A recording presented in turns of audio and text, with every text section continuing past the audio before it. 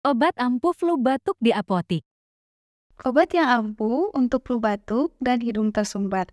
Flu batuk atau hidung tersumbat itu bisa diakibatkan oleh banyak faktor ya.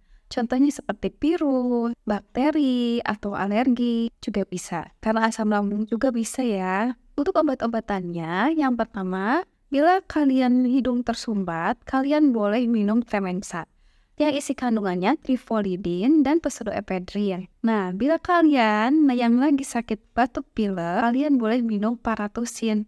Tersedia juga dalam bentuk varian sirup dan tablet ya yang mengandung paracetamol, glyceryl guaiacolat, dextromethorphan, dan CTM. Dan untuk kalian yang sering merasakan flu batuk atau hidung tersumbat yang diakibatkan karena asam lambung, kalian juga boleh coba nih madu ansiman.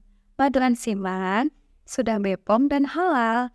Yang pastinya efektif dipakai setiap hari ya. Madu ansiman ini sangat relatif murah loh. Harganya hanya 116.000.